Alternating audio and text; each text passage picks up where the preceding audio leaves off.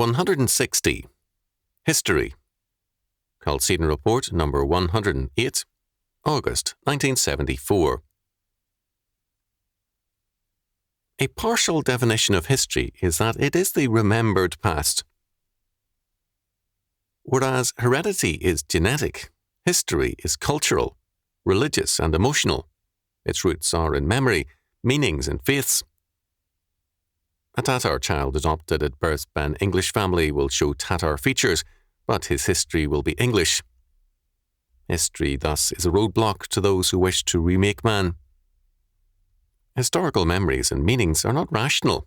That is, they are not products of logical thought, but of acts of good and bad faiths. Hence, it is that, in the age of statism, educators and political theorists have been hostile to history and have replaced it with, quote, the social sciences, end quote, whose purpose is to study the control of man by man. Not surprisingly, some thinkers have dreamed of some means of electroshock, quote, therapy, end quote, to destroy history in the individual. More practically, modern education has dedicated itself to the clean slate theory of the mind. The child can be best educated if his mind is swept free of the influences of home, church, community, nation and faith. As a result, stated education is anti-historical and alienates children and youth from their past, from roots.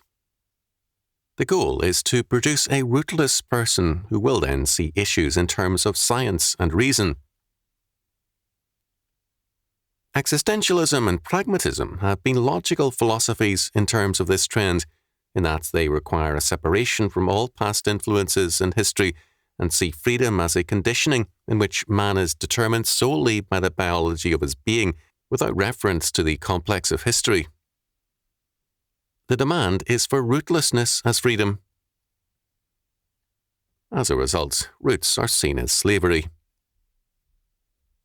As a university student, I recall how professors regularly denied value to any pro-Southern points of view in historical research, making it the butt of jokes, and concluding with the remark, "They're still fighting the Civil War." Any anti-communist books or articles by refugee scholars were similarly discounted. These men were involved and had historical memories. All primary sources, thus, while basic to research, had to be treated with a radical suspicion. Clearly, it is true that involvement in history can lead to distortions. I recall vividly an old Paiute Indian talking about the Paddycap War. So, quote, minor, end quote, that many specialists in Western American history are unaware of it, as though world history had to be understood in terms of it.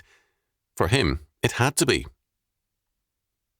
I have had the same experience with Central Europeans, Near Easterners, Basques, and others. I have heard scholars dismiss such historical memories as living in the past. Some people do live in the past too much, some live only for the moment, and some, most foolish of all, think they live only by reason. The fact is that peoples with long memories have long lives, as witness the Jews, Armenians, and others. Basic to that long memory is a hard core of faith. Moreover, justice and memory have a necessary relationship.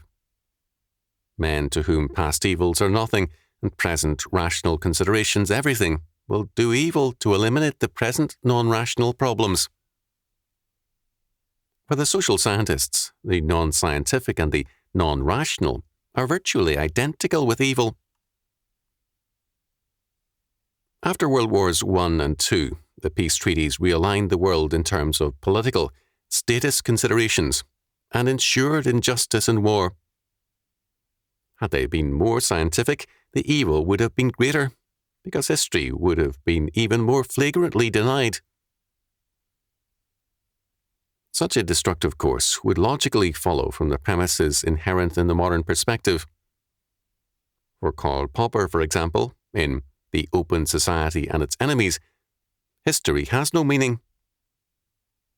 There are interpretations of history, and they vary from group to group, but history as such has no objective meaning. There is no predestinating God to give an established meaning to history, Only man can do that.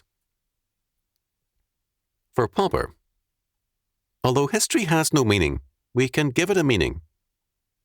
This is the key to humanism and the age of the state. God's meaning is denied, and the meaning of the scientific planners is progressively asserted.